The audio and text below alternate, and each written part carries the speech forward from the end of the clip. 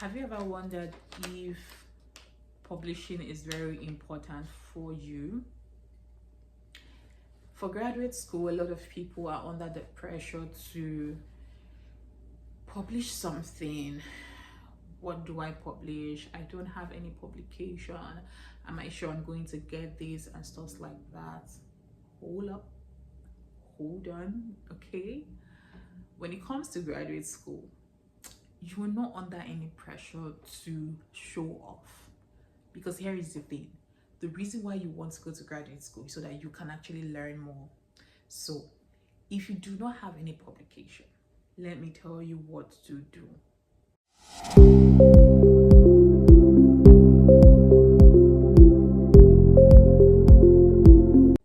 Hi guys, my name is Ebube, and in this video we're going to be talking about publication and everything publishing.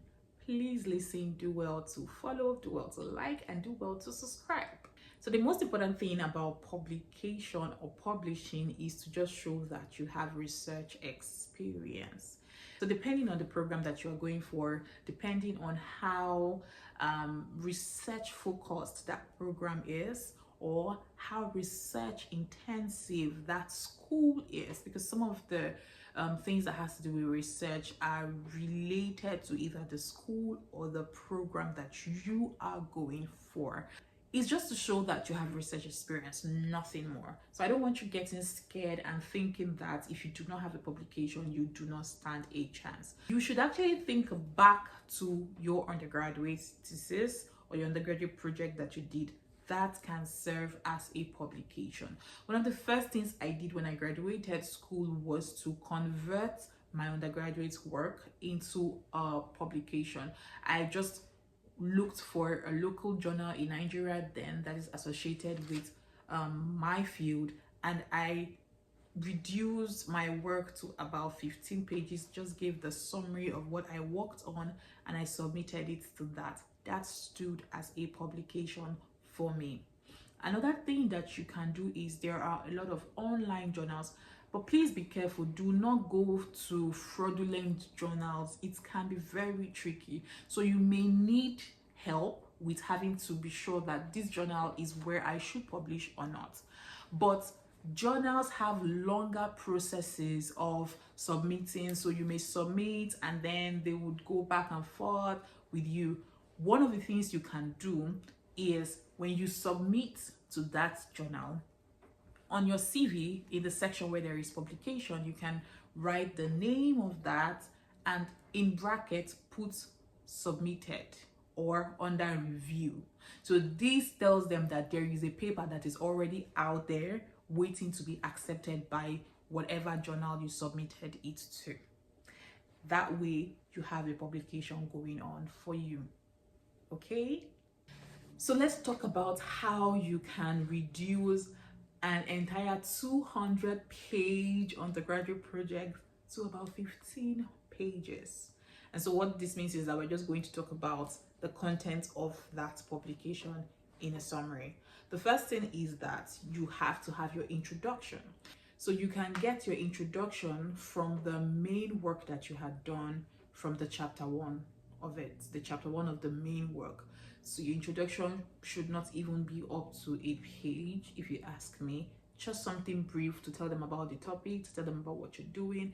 And please know that you can actually modify. So you don't need to be strict with yourself. If you find out that what you did in your undergraduate can actually be modified, then by all means modify it, okay? Don't necessarily think that you need to stick exactly with that. If it has to be modified, then modify it. So your introduction. Then you introduce your research questions, and it's very easy because you already must have some research questions that you worked with. So just include that there and that's it. Next is your literature review. I've done some literature review on your main work, and that is just look for it briefly, summarize, and include it in the literature review section. I think that the literature review can be about 3 to 4 pages max. Some can even be shorter, so you don't have to be under the pressure to write a lot. And then after that, if your work was an empirical work, by empirical I mean that if you actually did some field research, then you could just take some of the results that you found in alignment with your research questions and put there, and then you just do discussions of findings with a brief conclusion and your references. You are good. It's not difficult at all. If you need any expert help in reducing your project work to a short paper that you can easily publish in a short time, please do not hesitate to reach out. This leaves us to talk about the total structure of what your publication should look like. So you should have a title, you should have your abstract, then you should have your keywords, then you should have background of the study or your introduction like we said, then your research questions, your literature review, the results of that experiment or research that you did, your conclusion, and the references. References, very important. And then if you have any appendices, extra work that you did, or tables and stuff like that, you can include that in the appendixes. Ultimately, make sure that you know the guidelines of the journal that you're submitting to and tailor your work, arrange your work in that way before submitting so that you increase your chances of acceptance. But like I said, as soon as you submit, depending on the timeline, you can include that in your CV and put under review, and you're good to go. Thank me later. See you in another video. Bye.